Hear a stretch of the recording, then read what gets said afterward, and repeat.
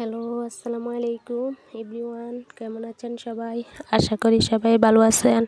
আলহামদুলিল্লাহ, আমিও ভালো আছি। আমি আমার পেজে আরও একটি ভিডিও নিয়ে আসলাম। আজকের ভিডিওটা হলো রেস্টুরেন্টের মতো বাড়িতে মিষ্টি বানানোর চেষ্টা করছি।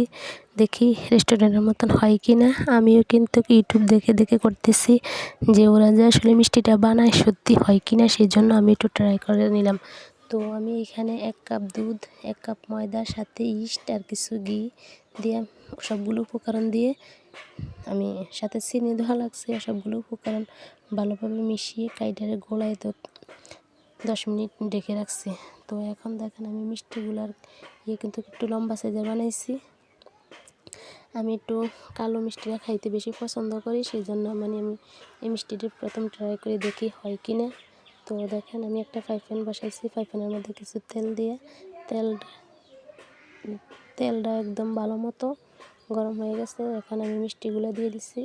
তো দেখেন মিষ্টিগুলো দিয়ে আমি হালকাভাবে উল্টে নিতেছি যাতে না ভেঙে যায়, সেজন্য একটু আস্তে আস্তে ট্রাই করতেছি। তো দেখেন আমি মিষ্টিগুলো কিন্তু তেলের মধ্যেই কালার চলে আসছে। তো আমি কিন্তু এখন চুলার আঁচটা কমে দিয়ে আস্তে একদম ডিম করে তারপরে আমি কিন্তু মিষ্টিটা আবারও নেড়ে দিচ্ছি। তো আমি এখানে একটা সসপ্যান বসাই নিয়েছি, সসপ্যানের মধ্যে কিছু পানি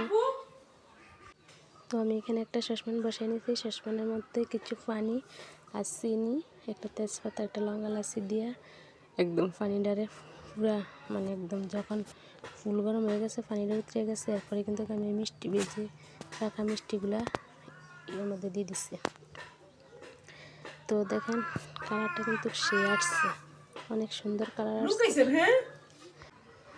তো আমি এখানে মিষ্টিগুলো দিয়ে দিচ্ছি, দিয়ে এখন আস্তে আস্তে একটু উল্টে দিব, যে আর চুলার ইয়াটা একদম আগুনটা বেশি নর্মালও না, আবার বেশি হাইয়ের মধ্যে না, আছে মিডিয়ামের মধ্যে।